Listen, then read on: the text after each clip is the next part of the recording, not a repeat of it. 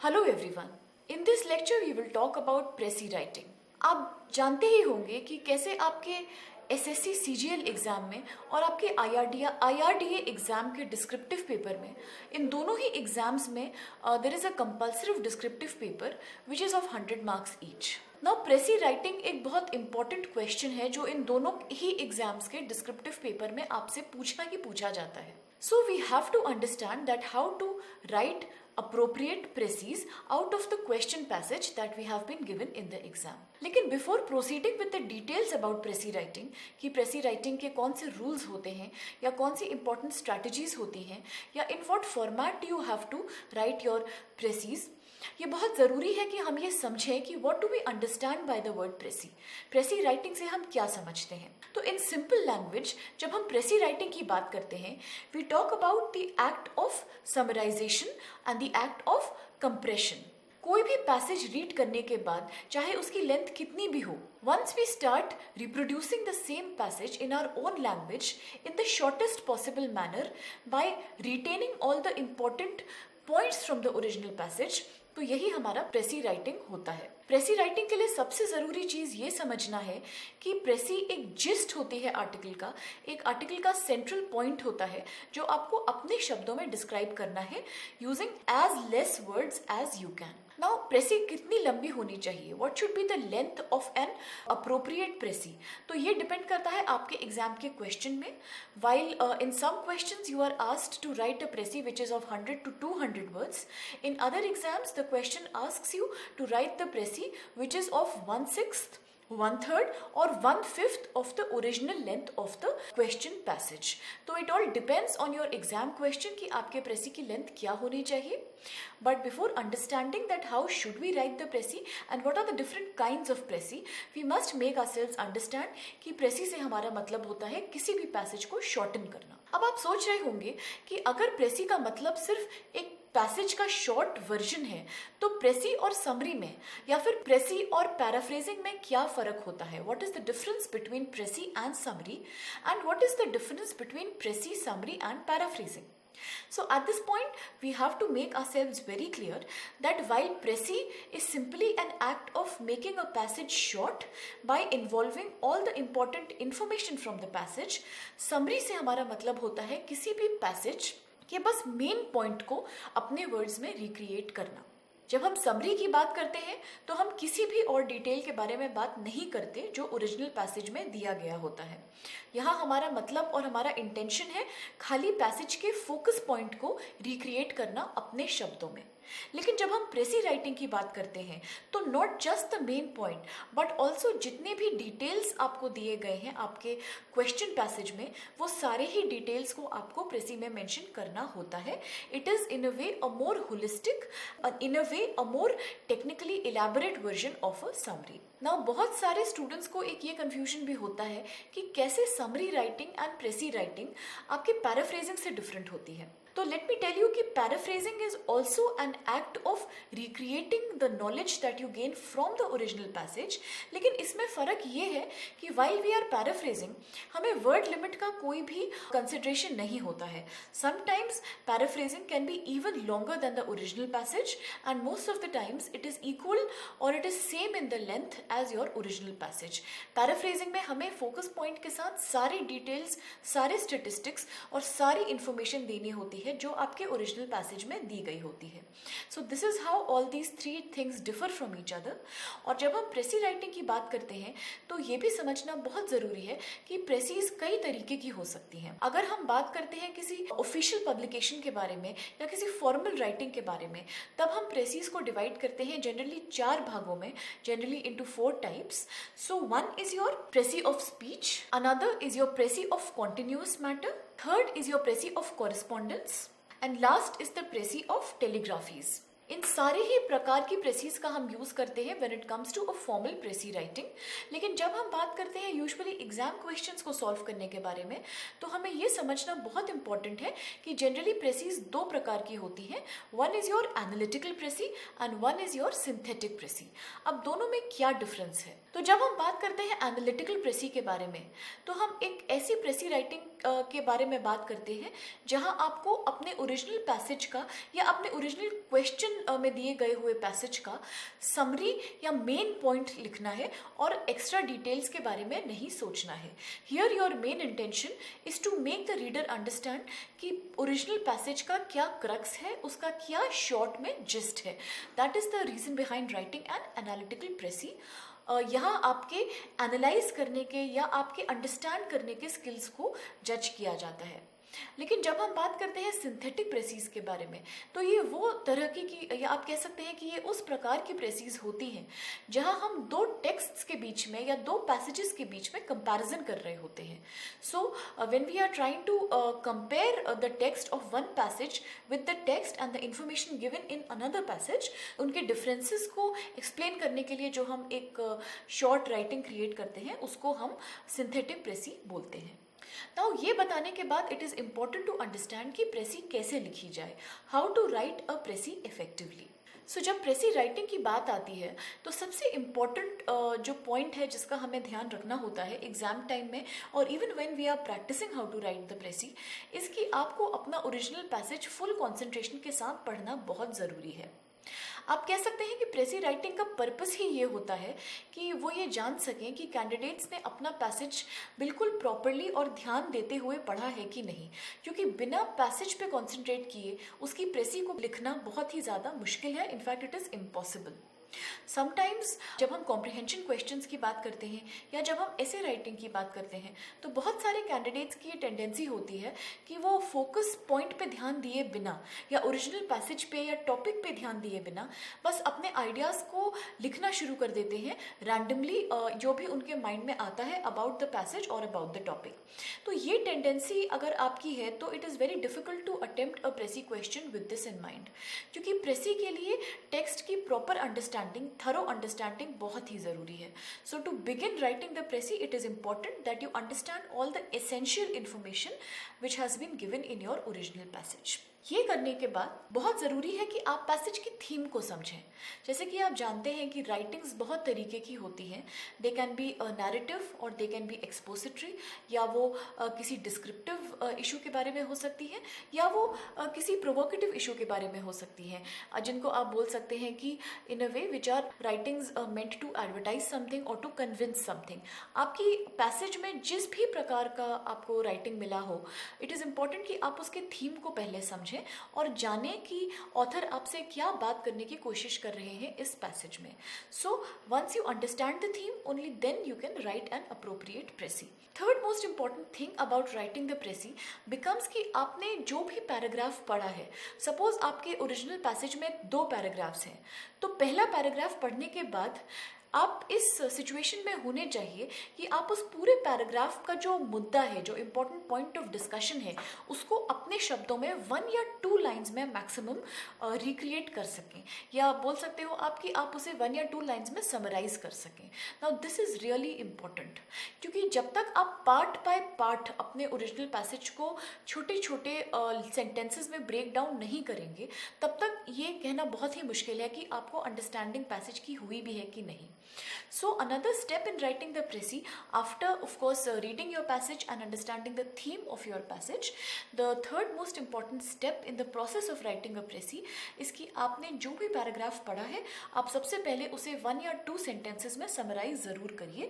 You can do it on a separate sheet of paper, या अगर आपके पास space है तो आप अपने पैसेज के बगल में भी एक स्पेस क्रिएट करके उसको लिख सकते हैं। पर इट इज़ वेरी इंपॉर्टेंट कि आप ये ज़रूर करें before proceeding to another passage. और ये सेम रूल अप्लाई करता है चाहे आपके पास 2 पैसेजेस हों, चाहे 3 पैसेजेस हों, या आपके पास उससे भी ज़्यादा पैसेजेस हों। हर 5 से 6 लाइन के पैराग्राफ को ख़त्म करने के बाद आप 1 या 2 लाइंस में उसकी समरी ज़रूर लिखेंगे अपनी अंडरस्टैंडिंग के हिसाब से कि आपने उस पैसेज में क्या समझा है। Once you do this, the next important point that you have to keep in mind is कि आप सबसे पहले अपनी लिखी हुई 1 या 2 लाइंस को पढ़ेंगे पूरा पैसेज खत्म करने के बाद, जो भी समरी आपने बनाई है हर पैराग्राफ के लिए सेपरेटली, और फिर आप ओरिजिनल टेक्स्ट को जाके दोबारा से रीड करेंगे, जिसको कि कहते हैं री रीड करेंगे, समझने के लिए कि क्या आपके लिखे हुए 1 और 2 सेंटेंसेस में वही मतलब या वही मीनिंग निकल के आ रहा है जो ओरिजिनल पैसेज में है। So that is a question you have to ask yourself there and then कि वट एवर 1 और 2 line summary you have created of a particular paragraph, does the original paragraph mean the same, or the meaning which is being conveyed by your 2 lines is the same as the meaning of that paragraph? अगर नहीं, so you have to rewrite those 1 or 2 sentences of summary, because कहीं पे आपने important points या तो miss किए हैं या कहीं आपके passage की understanding पहले attempt में sufficient नहीं थी. So अगर आपको लगता है कि नहीं, आपके लिखे हुए 1 or 2 sentences में exactly वही meaning निकल के आ रहा है जो paragraph में दिया गया है original, then you can say that you are heading in the right direction और आप proceed कर सकते हैं. ये करने के बाद सबसे ज़रूरी चीज़ आ जाती है कि आप अपनी लैंग्वेज पे ज़रूर ध्यान दें जब आप प्रेसी को अटेम्प्ट करें. लैंग्वेज से हमारा मतलब है कि you have to be as original as possible. क्योंकि प्रेसी ऑलरेडी एक रिक्रिएशन है किसी ओरिजिनल पैराग्राफ का, तो ये बहुत इंपॉर्टेंट हो जाता है कि आप ऑथर की दी हुई लैंग्वेज को कॉपी नहीं करें बिल्कुल भी. Because if you start using the same phrases and if you start using the same words जो ऑथर ने यूज़ किए हैं, तो it just becomes a copying activity essentially. वो बस एक कॉपी हो जाता है आपके ओरिजिनल टेक्स्ट का. उसमें कहीं पे भी आपकी ओरिजिनलिटी या आपकी अंडरस्टैंडिंग आपके यू कैन से रीडर को कहीं पे भी क्लियर नहीं होती. So the whole purpose of writing the precis becomes useless unless you have used proper original language and original expressions. इसके साथ में एक चीज़ और जो आपको ध्यान में रखनी है इसके बाद, वो ये है कि आप हमेशा ही इनडायरेक्ट स्पीच का इस्तेमाल करेंगे while writing the precis. You are not suppose to use the direct speech here. आप डायरेक्ट स्पीच को यूज़ नहीं करेंगे while writing the precis. And usually precis आपके पास्ट टेंस में होती हैं. मोस्ट ऑफ द टाइम्स आपको जो प्रेसी क्रिएट करनी होती है, the most comfortable tense to be used here is the past tense. But still अगर आपको लगता है कि your passage question is dealing with something जो एक प्रेजेंट कॉन्टिन्यूस टेंस में आपके है, तो इन दैट केस आप प्रेजेंट टेंस का इस्तेमाल कर सकते हैं. लेकिन majority of times please keep in mind that it has to be in indirect speech and it has to be in a past tense. Having said this, the next important point that we have to talk about is the importance of including all the statistics from the original text. Now आप सोच रहे होंगे कि प्रेसी तो बस एक बहुत ही छोटा समराइजेशन है ओरिजिनल पैसेज का. Then how is it even possible कि आप अपने ओरिजिनल टेक्स्ट के नंबर्स, डेटाज और स्टेटिस्टिक्स अपने प्रेसी में यूज कर सकेंगे? लेकिन ट्रस्ट मी, अगर आपका पैसेज बहुत ही ज़्यादा न्यूमेरिकल डिटेल्स वाला है, या अगर आपके पैसेज में कोई इवेंट्स ऐसे दिए गए हैं जहाँ डेट्स का बहुत एक्सटेंसिव यूजेज है, तो उस केस में आपको इम्पॉर्टेंट डेट्स का सिलेक्शन करके अपनी प्रेसी में मेंशन करना ही होगा. Otherwise it will become very very pointless. अगर हम बात करते हैं किसी ऐसे ओरिजिनल पैसेज की, फॉर एग्जाम्पल जो डील करते हैं किसी हिस्टोरिकल इवेंट के बारे में, for example if your original passage deals with the first world war, then आप जानते हैं कि उसमें बहुत सारे डेट रिलेटेड इवेंट्स आपको मिलेंगे, बहुत सारे इंपॉर्टेंट नेम्स आपको मिलेंगे. तो इस केस में instead of writing all those names and all those dates, जो कि आप नहीं कर सकते given the length constraint that you have in your precis writing, लेकिन जो भी सबसे ज़्यादा आपकी डिसाइसिव डेट होगी, फॉर एग्जाम्पल आप कह सकते हैं कि जैसे किस तारीख पे आपकी वर्ल्ड वॉर शुरू हुई, या कोई ऐसा डेट जो ये बता रहा हो आपको कि किस तारीख पे ये वॉर ख़त्म हुई. तो इस तरह के डेटा का इस्तेमाल आप ज़रूर करेंगे while writing your precis alongside other information. तो इससे आपकी प्रेसी का जो डेटा है that is very relevant also, और वो आपके ओरिजिनल पैसेज का जिस्ट अच्छी तरीके से समझा सकता है रीडर को. So please keep this in mind that you have to make a choice of whether to include the statistics और whether not to include statistics, depending on कि आपके पैसेज की थीम क्या है. फॉर एग्जाम्पल अगर आप बात करते हैं किसी ऐसे पैसेज के बारे में जो एक बहुत ही जनरल थीम के बारे में है, जैसे कि अगर आपको इम्पोर्टेंस ऑफ फॉरेस्ट्स के बारे में एक पैसेज पढ़ना है 2-3 पैराग्राफ्स का, जहाँ पे कोई भी डेटा बहुत रेलिवेंट आपको नहीं दिया गया है, और जो डेटा आपका है वो एक जनरल डिस्क्रिप्टिव पार्ट है पूरी इन्फॉर्मेशन का, तो ऐसे में आप इजीली डेटा को फोरगो कर सकते हैं और आपका सारा फोकस होना चाहिए खाली पैसेज की इंपॉर्टेंट बात को रिक्रिएट करना अपने लैंग्वेज में. So that is I think an individual choice which you have to make right at the time of the exam. So this only comes through routine practice and by practicing writing precis on a various varieties of topics. Now ये discuss करने के बाद we also have to understand कि एक appropriate, या फिर जिसको कि हम कहते हैं एक गुड प्रेसी, जिसमें कि आपको एक अच्छे मार्क्स स्कोर करने का आप कह सकते हैं कि अपॉर्चुनिटी मिले, तो वो प्रेसी के फीचर्स कौन से होते हैं which when you are writing in an exam can get you good marks also, and which you can say कि ये एक परफेक्ट और एक ये बिल्कुल करेक्ट प्रेसी है as the definition of the precis goes, सारे फीचर्स को इंक्लूड करते हुए. तो एक गुड प्रेसी की जब बात की जाती है। तो कुछ ऐसे फीचर्स हैं जो आपको प्रेसी में ध्यान में रखने होते हैं when you start writing a precis, and the most important feature here is to avoid repetition, क्योंकि प्रेसी एनीवेज एक बहुत ही कंडेंस फॉर्म ऑफ राइटिंग है, एक बहुत ही छोटे फॉर्मेट में आपको राइटिंग क्रिएट करनी है कम से कम शब्दों का इस्तेमाल करके, तो रेपिटेशन का स्कोप आपके पास वैसे भी नहीं रहता है। So for those of us who are very used to repeating the same issues when it comes to essay writing और any other kind of descriptive you can say writing styles, we have to make sure कि हम repetition बिल्कुल avoid करें precis में। Each and every sentence has to be unique, each and every sentence that you are writing in your precis has to be very important and very original, क्योंकि बहुत ही कम sentences होते हैं, तो repetition से आपकी प्रेसी बिल्कुल यूजलेस हो जाती है। द नेक्स्ट इंपॉर्टेंट पॉइंट जो हमें ध्यान में रखना होता है वो होता है always maintaining the given word limit.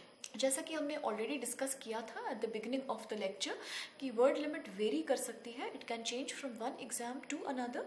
While आपके किसी डिस्क्रिप्टिव पेपर्स में आपसे क्लियरली ये पूछा जाता है क्वेश्चंस में कि you have to write 100 to 200 word ऐसी, लेकिन कुछ क्वेश्चन पेपर्स में आपसे एक वर्ड लिमिट आपको नहीं बताई जाती, आपसे बस ये कहा जाता है कि please reduce this given paragraph into 1/3 of its length और 1/5 ऑफ इट्स लेंथ और 1/6 ऑफ इट्स लेंथ। तो यूजुअली इस तरीके से आपसे पूछा जाएगा पैराग्राफ को रिड्यूस करने के बारे में। तो यहाँ पे आपको ज़रूर ध्यान रखना है कि आप क्वेश्चन में बताई गई हुई या क्वेश्चन में आपको डिक्टेट करी हुई वर्ड लेंथ को क्रॉस ना करें। Of course 10 words here and there don't matter that much, but उससे ज़्यादा हमें कोशिश करनी चाहिए कि बिल्कुल भी हम वर्ड लिमिट को एक्सीड ना करें, बिकॉज अदरवाइज पूरा पर्पस प्रेसी का डिफीट हो जाता है। And the more words you put into it means कि आप प्रेसी राइटिंग में उतने ही इम्परफेक्ट हैं। सो प्लीज़ मेक श्योर कि प्रेसी राइटिंग की जब बात होती है तो word limit has a very very important role to play. Third very important point to remember here, इसकी कोहेरेंस बहुत ज़रूरी है आपकी प्रेसी राइटिंग में। नाउ कोहेरेंस से हम क्या समझते हैं? बाय कोहेरेंस वी मीन कि आप जब भी अपना प्रेसी राइटिंग को अटेम्प्ट करते हैं तो ये होना नहीं चाहिए कि आपने फॉर एग्जांपल 5 लाइंस की प्रेसी क्रिएट की है, तो उसमें पहली 2 लाइंस किसी दूसरी टॉपिक के बारे में बात कर रही हैं और जो बाकी की 2-3 लाइंस हैं वो बिल्कुल किसी दूसरे डायरेक्शन में आपकी चली गई हैं, एंड दोनों के बीच में कोई भी संबंध या कोई भी कनेक्टिविटी नहीं बैठ रही है। So this is a very negative impression that it creates on the reader during while you attempt such a mistake, क्योंकि कोहेरेंस बहुत ज़रूरी होता है any piece of writing, be it your essay writing और योर लेटर राइटिंग और for example your summary writing और any other descriptive writing. Coherence के बिना कोई भी पैसेज का जो सेंस है वो नहीं बनता है, it starts looking very broken and very disconnected. So ये मिस्टेक आपको बिल्कुल नहीं करनी है प्रेसी राइटिंग में। जब आप प्रेसी राइटिंग को लिख रहे होते हैं, मतलब कि जब आप किसी भी पैसेज के जिस्ट को बना रहे होते हैं in the form of a precis, please इस बात का विशेष ख्याल रखिए कि जो भी आपका मेन फोकस है आप उसके ही बारे में एक प्रेसी बनाएं और इसमें आप अननेसेसरी डिटेल्स बिल्कुल भी ना डालें और अपने मन में पूरा आइडिया डिसाइड करने के बाद ही आप ऐसे क्वेश्चंस को अटेम्प्ट कर सकेंगे, because otherwise if you right any information that you find in the passage, बस आप कैसे भी जल्दीबाजी में अगर आपने उसका एक 2-3 लाइंस में समरी बना के दे दिया तो बहुत ज़्यादा चांसेस हैं कि उसमें एक यूनिफॉर्मिटी निकल के नहीं आती, एक कोहेरेंस नहीं हो जाती, it looks all over the place. तो वो मिस्टेक आपको बिल्कुल नहीं करनी है वाइल राइटिंग द प्रेसी। ये तभी पॉसिबल है जब आप टॉप टू बॉटम पूरे पैराग्राफ की पहले अंडरस्टैंडिंग लें और उसके बाद वेल रीड करने के बाद ही पैराग्राफ टू पैराग्राफ समराइजेशन करके अपनी प्रेसी को बनाएं और उसको दोबारा से एक बार प्रूफ रीड ज़रूर करें। अगर आपको लगता है कि प्रेसी की हर लाइन में एक डिफरेंट डायरेक्शन निकल के आ रहा है या हर लाइन में आपने एक दूसरे ही मुद्दे के बारे में बात की है, तो आप एक बार उसको रिकंसिडर आपको करना होगा and you have to make sure कि आप एक ही संबंध, एक ही इशू के बारे में आपने जो प्रेसी लिखी है टॉप टू बॉटम, आप उसी संदर्भ में उसी कॉन्टेक्स्ट में बात करें। So maintaining that uniformity of content is very important when it comes to precis writing. Next important thing that we have to focus upon is completeness. Now ये एक बहुत ही टेक्निकल प्रॉब्लम हो जाती है when it comes to precis writing, because most of the students feel कि जब हम किसी 500 वर्ड्स के पैराग्राफ को बेयरली 100 या 50 वर्ड्स में समराइज कर रहे हैं तो how can we complete it, completeness यहाँ पे हम कैसे अचीव करेंगे। सो एक बात मैं बताना चाहूँगी आपको कि यहाँ कंप्लीटनेस से मतलब ये नहीं है कि आपने हर डिटेल अपने ओरिजिनल पैसेज में जो दिया गया है उसको अपनी प्रेसी में डाला है कि नहीं। This is not what we mean by completeness here. यहाँ कंप्लीटनेस से मतलब है कि जो भी आर्ग्यूमेंट आपने अपनी प्रेसी में रेज किया है, जिस भी मुद्दे का डिस्कशन आपने अपनी प्रेसी में करना शुरू किया है, क्या आपने उसे एडिक्वेट क्लोजर दिया है कि नहीं। यहाँ पे कंप्लीटनेस की बात हो रही है from the point of view of precis and not from the point of view of the original passage. For example, if you are reading a long passage about climate change और उसमें आप पढ़ते हैं अलग अलग चीज़ों के बारे में, like how deforestation affects the world climate, how air pollution affects the world climate, या क्या स्टेप्स हमें लेने चाहिए उसे ठीक करने के लिए। और अगर हम आपसे कहें कि आप इस 500 वर्ड्स के आर्टिकल को आप, या इस 500 वर्ड्स के टेक्स्ट को आप बेरली 100 वर्ड्स में समराइज करके दीजिए, तो ऐसे में आप कंप्लीटनेस कैसे अचीव करेंगे। यहाँ कंप्लीटनेस से हमारा मतलब ये नहीं है कि हम अपने ओरिजिनल पैसेज में दिए हुए सारे पॉइंट्स, चाहे वो बात डिफॉरेस्टेशन की हो, चाहे वो बात आपके यू कैन से एयर पोल्यूशन की हो, चाहे वो बात आपके गवर्नमेंट मेजर्स की हो इसको ठीक करने के लिए, आप ईच एंड एवरी चीज़ के बारे में बात नेचुरल है कि नहीं कर सकते when it comes to precis. By completeness what we mean here is कि फॉर एग्जाम्पल अगर मैं अपने प्रेसी में ये लिखती हूँ कि the importance of controlling deforestation for the world climate is very important because plants are the one which provide oxygen to us, and without plants the quality of air declines slowly and steadily, और इसलिए government ने कुछ important steps लिए हैं इसे control करने के लिए। तो आप देख सकते हैं कैसे हमने सारे ओरिजिनल पैसेज में दी गई हुई बातों के बारे में बात तो की है इस प्रेसी में, लेकिन डिटेल्स ईच एंड एवरी हम मेंशन हमने नहीं किया। लेकिन जिस भी पॉइंट से हमने अपनी प्रेसी को शुरू किया, तो एक एडिक्वेट और एक अप्रोप्रिएट पॉइंट से ही हमने अपनी प्रेसी को यहाँ ख़त्म भी किया है। आप मिडवे अपने आर्गुमेंट को नहीं छोड़ सकते। You can not just write any 5-6 lines in a precis from anywhere without understanding कि क्या उसका सेंस बन भी रहा है कि नहीं। तो प्रेसी को सेंसिबल होने के लिए it has to be a complete, you can say a holistic and a complete picture आपको पेंट करनी है। वो तभी मुमकिन है कि स्टार्ट के साथ साथ आप उसको ख़त्म करने के बारे में भी फोकस्ड होकर सोचें। सारी बातें चाहे आप इसमें ना इन्वॉल्व करें, लेकिन प्लीज़ जो भी आर्ग्यूमेंट आप स्टार्ट करते हैं उसे क्लोज एक अप्रोप्रिएट वे में ज़रूर करिए। मिड में सेंटेंस को ख़त्म कर देना या किसी भी आर्ग्यूमेंट को आधे में छोड़ देना creates a very very poor impression on the reader. तो ये चीज़ को हमें स्ट्रिक्टली अवॉइड करना होता है। Now next important thing about pressy writing is the correctness or the punctuation of grammar। तो ये तो एक बहुत ही it is like you know एक कॉमन अंडरस्टैंडिंग वाला पॉइंट है, क्योंकि ना कि सिर्फ प्रेसी राइटिंग में, लेकिन किसी भी जब हम क्वेश्चन की बात करते हैं from your descriptive section in all your exams, like अगर हम ऐसे राइटिंग या लेटर राइटिंग की भी बात करें, तो हमने हमेशा यही we have discussed even in our previous lectures कि ग्रामर के लिए हमें प्रूफ रीडिंग करना बहुत ज़रूरी होता है। कभी कभी ड्यूरिंग एग्जामिनेशन जल्दी की वजह से या क्वेश्चन को अटेम्प्ट करने के प्रेशर की वजह से हम लोग पंचुएशन और ग्रामर पे उतना ध्यान नहीं दे पाते। So when we write our answers, spelling mistakes, grammatical mistakes and other punctuation mistakes are very commonly they occur with all the candidates, it's common। so please make sure कि ऐसी mistakes avoid करने के लिए आप proof read ज़रूर करें अपनी writing को। अगर आप एक बार रिवाइज करेंगे जो आपने लिखा है अपने आंसर को प्रेसी राइटिंग के, तो आपको ऑब्वियसली पकड़ में आ जाएंगी what all mistakes you have made। so please be very particular about where to put a question mark, how to break a sentence into appropriate commas, या where to put the right full stop, and also remember that how one sentence should carry one point very clearly before you can proceed with the new sentence। तो इन चीज़ों का, grammar का और punctuation का ध्यान हमें रखना ही रखना है, otherwise no matter how good the content of our pressy is, it all goes useless because mistakes की वजह से we will end up losing all the marks that we have earned।